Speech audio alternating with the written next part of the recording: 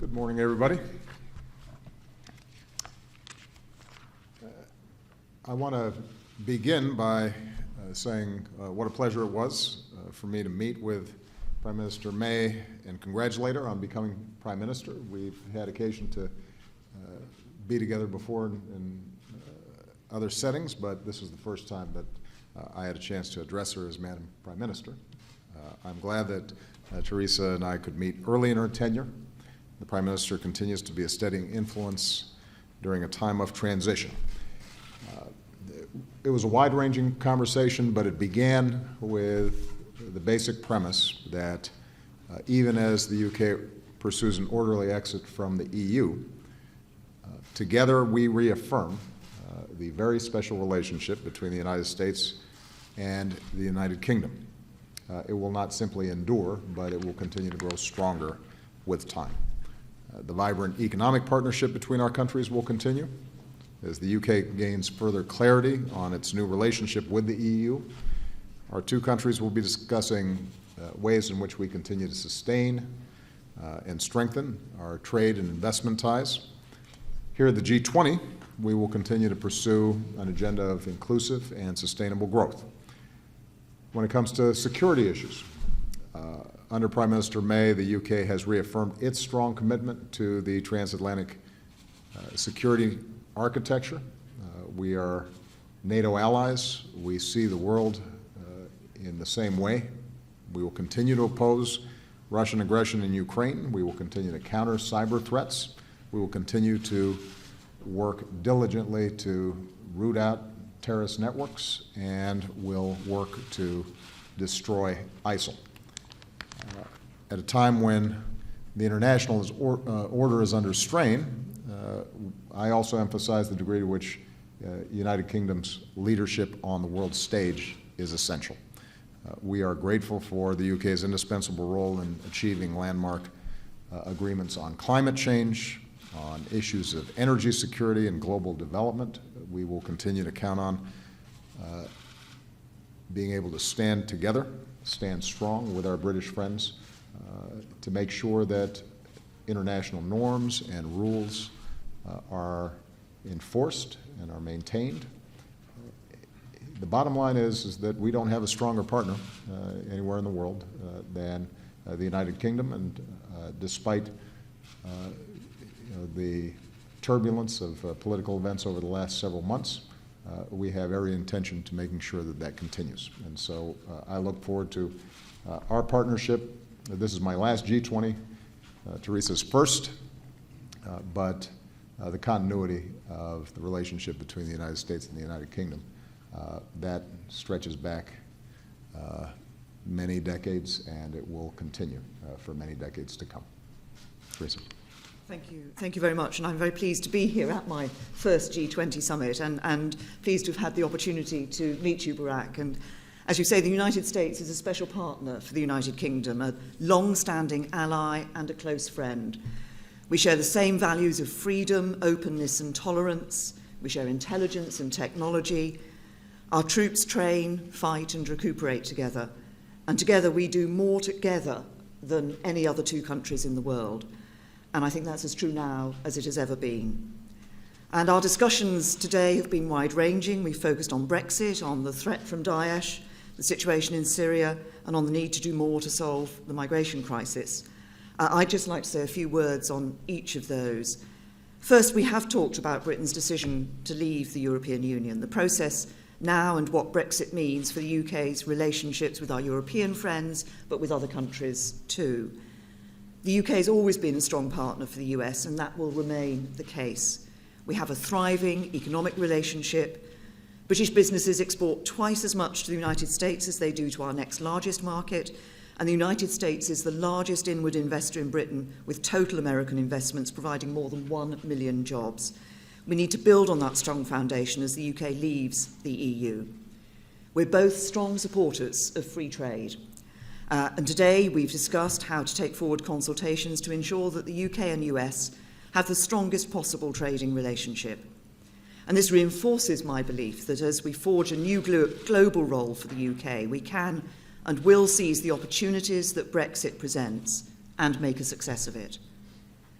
We've also discussed the threat from Islamist terrorism. The UK and the US have been at the forefront of efforts to defeat Daesh in Iraq and Syria, and it's vital that we take action to degrade Daesh abroad to help keep the streets of Britain safe. And the coalition is making progress. Daesh is losing territory in Iraq and Syria, its finances have been hit, its leaders are being killed, and fighters are deserting. And in recent weeks, thanks to US efforts, Daesh in Libya have been forced backwards too. But we must not be complacent. We know these terrorists are intent on destroying our way of life, and the threat in the UK remains severe. So as we drive Daesh out of one area, we must be alert to the risk that they will seek a safe haven elsewhere, and we must work internationally to defeat their ideology of hatred and murder. And we need to support other countries in the region, helping to protect them from the threat of Daesh, and thereby protecting people home in Britain too. We must also continue to strive for a political situation in Syria. The goal remains a negotiated settlement which delivers stability for all Syrians and a government with whom we can work to defeat the terrorists. We welcome US efforts to broker an end to the violence and to help protect moderate opposition forces. It's vital that humanitarian supplies get to innocent Syrians who are in desperate need, and this afternoon I will urge President Putin to do all he can to get the aid convoys in and to end the indiscriminate bombing of civilians. And next week, the Foreign Secretary plans to host the moderate Syrian opposition in London as we continue to support their hopes for a democratic, peaceful and inclusive Syria. And finally, we discuss the global migration crisis. Across the world, there are now over 244 million migrants, 65 million displaced people, and over 20 million refugees. This growing crisis cannot be solved by the actions of one country alone. We need an international approach which better identifies those refugees who most need support, deals more effectively with economic migrants, and does more to address the root causes of migration. This issue will be top of the agenda at the UN General Assembly later this month, and I hope we can make concrete progress to stem the flow of migration and help people in their home countries and regions. So we've had a productive meeting.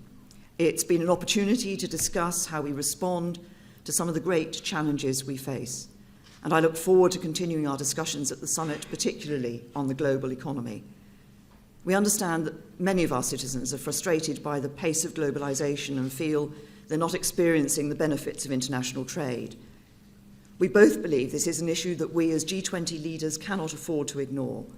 Instead, we must all work together to spur economic growth, to boost free trade, and build a fairer economy that truly works for all. So we're going to take a couple of questions, starting with Andrew Beattie of AFP. Thank you very much, Mr. President. I had a question on Syria, first of all. It seems like there's a deal with the Russians within reach. I was wondering, do you not think there's a risk that there's another short-lived agreement that doesn't end the war, but which allows the Russians to deflect criticism at the G20 here and at the UN General Assembly? And secondly, what do you make of the kerfuffle yesterday at the airport? And for the Prime Minister, you said that Brexit means Brexit, but I wonder if you could be a bit more specific. Could you categorically rule out the UK staying within the EU? Thank you. With respect to Syria, we have long been interested in finding a way to reduce the violence, improve humanitarian access on the ground as a precursor for a political transition inside of Syria. Now, it is a very complicated piece of business. You have the Assad regime, which has been killing its own citizens with impunity, supported by the Russians and the Iranians. You have a moderate opposition that has continuously tried to consolidate a position that would lead to a inclusive and representative government, but is often outgunned. Then you have ISIL, and you have Al-Qaeda in the form of Nusra on the ground as well, and a range of other players from the Turks and the Gulf states to the Kurds, trying to corral all of those different forces into a coherent structure for negotiations is difficult. But our conversations with the Russians are key, because if it were not for the Russians, then Assad and the regime would not be able to sustain its offensive. And these are difficult negotiations. We have grave differences with the Russians in terms of both the parties we support, but also the process that's required to bring about peace in Syria. But if we do not get some buy-in from the Russians on reducing the violence and easing the humanitarian crisis, then it's difficult to see how we get to the next phase. So John Kerry and his counterpart, Sergei Lavrov, have been working around the clock, as well as a number of other negotiators, to see what would a real cessation of hostilities look like that could provide that humanitarian access and provide people in places like Aleppo relief. We're not there yet, and understandably, given the previous failures of cessations of hostilities to hold, we approach it with some skepticism, but it is worth trying. To the extent that there are children and women and innocent civilians who can get food and medical supplies and get some relief from the constant terror of bombings, that's worth the effort. And I think it's premature for us to say that there is a clear path forward, but there's the possibility, at least, for us to make some progress on that front. In addition, I should point out that the UN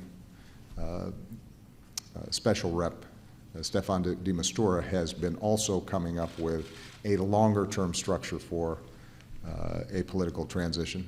We are supporting his efforts as well, and those two things hopefully can operate in tandem. And the last point I would make is that none of this is slowing down our very aggressive efforts against ISIL. As we've seen in recent weeks, not only have we been able to clear out ISIL from additional territory inside of Syria as well as Iraq, but we continue to systematically go after their leadership, including their head of external operations, and probably the second most prominent person in the ISIL infrastructure. So none of this is slowing down a very aggressive effort to go after what I think we all consider to be the principal threat that's emanating out of Syria. And with respect to our visit here, so far it's been extraordinarily productive. It is true that not for the first time when we come here, there ends up being issues around security and press access. And part of the reason is because we insist on a certain approach to our press pool, for example, that other countries may not insist on. We think it's important that the press have access to the work that we're doing, that they have the ability to answer questions. And we don't leave our values and ideals behind when we take these trips. It can cause some friction. It's not the first time it's happened. It doesn't just happen in China. It happens in other countries where we travel. I think this time maybe Josh put it, the seams are showing a little more than usual in terms of some of the negotiations and jostling that takes place behind the scenes. And in fairness, when delegations travel to the United States, sometimes there are issues about our security procedures and protocols that they're aggravated with, but don't always get reported on. But none of this detracts from the broader scope of the relationship.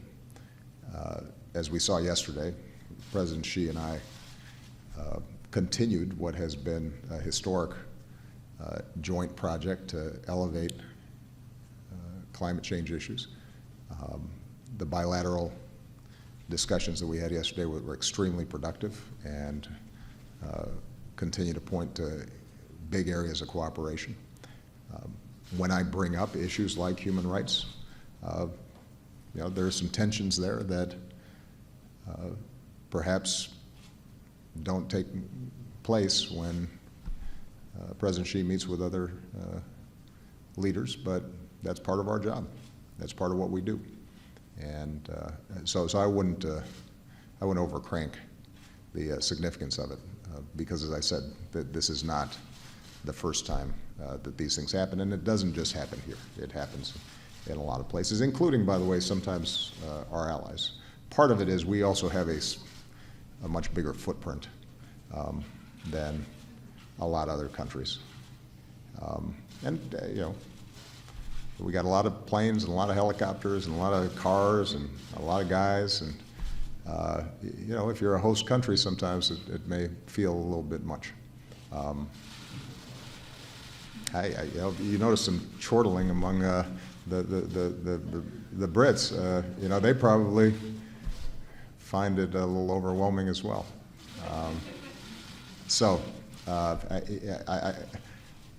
But the one thing I will say is we don't make apologies for pushing a little bit harder when it comes to press access, and that's been the case from my very first state visit here. And we don't always get everything that we'd like to see, but we think it's important for us to at least stand up for those values. And on the question you asked me about Brexit, yes, Brexit does indeed mean Brexit. On the 23rd of June, the people in the UK voted for the UK to leave the European Union. The government respects that decision. We respect the wishes of the people, and we will put that into practice. So there'll be no second referendum, no attempt to turn the clock back, no attempt to try and get out of this. The UK will be leaving the European Union. I think we have a question from Jason Groves from the Daily Mail. Hi, yes, Jason Groves from the Daily Mail. Mr. President, you came to London earlier this year and urged the British people not to vote for Brexit and warned them that they'd be at the back of the queue for a trade deal if they did. Do you accept you got it wrong on Brexit, and do you regret making that threat, or are you really going to punish us for taking a democratic decision? And could I ask just quickly, I work for the Daily Mail, and could I ask just quickly whether you've got any advice for the Prime Minister this autumn when she's got the pleasure of hosting Donald Trump in London? Prime Minister, can I ask whether you've had any trade reassurances from the President about your place in his queue? And could I also ask you quickly about Hinkley Point, which we'll be discussing with President Xi tomorrow. You've said you'll look at all the evidence. Does that include getting the National Security Council to look at the potential security implications? On the first point that you raised, Jason, I mean, we've had discussions about the importance of the trading relationship between the United Kingdom and the United States. As you know, I've been very clear that following Brexit, we will be looking to establish new trading relationships around the globe. I think there are real opportunities for the United Kingdom. We will be going out and seizing those opportunities. But we have a very strong, as I indicated in my own statement with some of the figures that I gave, we have a very strong trading relationship with the United States, and we will be looking to ensure that we can maintain that strongest possible relationship into the future. And on the question that you ask about Hinkley Point, I will be doing exactly as you said indeed in your question, Jason, which is, as you know, I'll be looking at all the evidence around this issue. The way I work is that I don't just take an instant decision. I actually look at the evidence, take the advice, consider it properly, and then come to a decision. And I've been very clear that I will be doing that and will be taking a decision sometime this month. It is absolutely true that I believed pre-Brexit vote and continue to believe post-Brexit vote that the world benefited enormously from the United Kingdom's participation in the EU.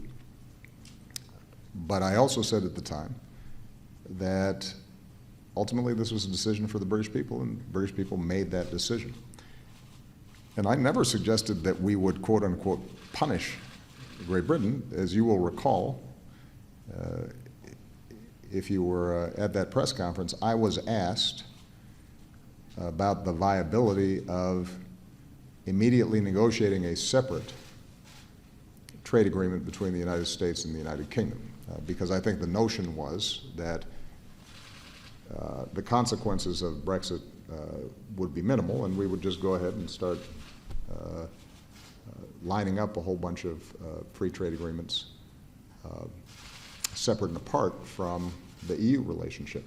And my simple point is that we've put great priority on, first, the Transpacific Partnership, which, now that we have an agreement, we want to put into force. That we are also negotiating effectively with the entire EU around the Transatlantic Trade Agreement, or TTIP, and those negotiations are proceeding. And so it would not make sense for us to put those efforts aside, particularly at a time when my working assumption is that if, in fact, the people of the United Kingdom decided to leave the European Union, their first priority would be to renegotiate terms of trade with the economic unit that they sell half of their goods to. So that, in fact, is, I think, the approach that the Prime Minister is wisely taking, that in a prudent, well-informed fashion, with consultations with businesses and stakeholders, as well as her counterparts across the channel, the Prime Minister makes a determination about when to invoke Article 50, how those negotiations should proceed. And we are fully supportive of a process that is as little disruptive as possible, so that not just the people of the United Kingdom, but people around the world can benefit from continued recovery and economic growth.